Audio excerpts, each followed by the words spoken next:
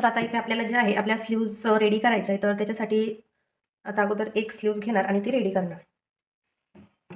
तर खालचा पार्ट जो आहे तो मी इथे सरळ ठेवलेला आहे, म्हणजे जी शिदी बाजू असते ती आहे आपली, आणि नंतर जे आहे आपलं अस्तर ठेवलं, आणि आता आपल्याला एक स्टिच मारून घ्यायची आहे 1/2 इंच अंतरावर.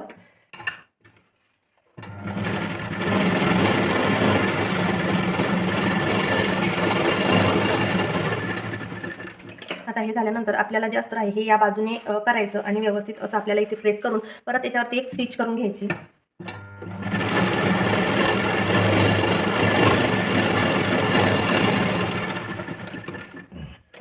आता हे झाल्यानंतर आपल्याला काय करायचं आहे, जेही आपलं अस्तर आहे ते पूर्णपणे जे आहे आपल्याला व्यवस्थित असं मागच्या बाजूने करायचं आहे, आणि थोडंसं आपल्याला असं थोडंसं प्रेस करायचं आहे, कारण कपडा जो आहे तो कॉटनचा आहे आणि इथं स्ट्रेट होत नाही आहे. तर व्यवस्थित असं आपल्याला हे करून घ्यायचं. आणि आता आपल्याला मागच्या बाजूने आल्यानंतर आता पूर्ण जेही अस्तर आहे त्याच्यावरती इथे स्टिच करून घ्यायची.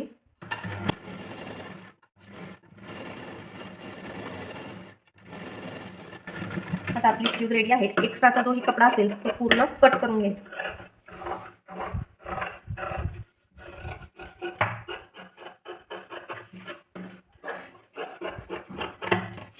तर इथं व्यवस्थित आपली स्लीवसुद्धा रेडी झालेली आहे. याचा आपल्याला द्यायचा आहे स्लीवचा फ्रंट आर्म होलचा शेप, आर्म राऊंडचा शेप. तर इथं जे आहे व्यवस्थित अशा दोन्हीही स्लीव्ज एकमेकावरती ठेवून व्यवस्थित करून घ्यायच्या. कोणतंही कमी जास्त व्हायला नको, कारण आपल्याला शेप द्यायचा आहे, तर शेपसुद्धा व्यवस्थित देता आला पाहिजे. तर आता काय करायचं आहे, आपली स्लीव्ज जी आहे व्यवस्थित एकमेकावरती झाल्यानंतर व्यवस्थित अशा, आणि इकडून 1 इंच सोडत आपल्याला आत अशा ठेवायच्या. आणि एक्स्ट्राचा हा कपडा दिसतोय जो की मी आता इथे मार्किंग करत आहे, तर एक्स्ट्राचा असा कपडा दिसतोय. तर आता बघू शकता ही मार्किंग केलेली आहे मी. तेवढा कपडा आपल्याला इथं छाटून टाकायचा. तर हा होऊन जातो आपला फ्रंट आर्म राऊंड. तर बघू शकता इतका पार्ट जो आहे आपला निघालेला आहे, म्हणजे फ्रंट आर्म होल राऊंड. आणि त्याला थोडंसं मार्किंग करून घ्यायचं, कारण जेव्हा आपण शिवू त्यावेळेस आपल्याला ते कमी जास्त, म्हणजे मागचा पार्ट पुढे आणि पुढचा मागे झाला नाही पाहिजे.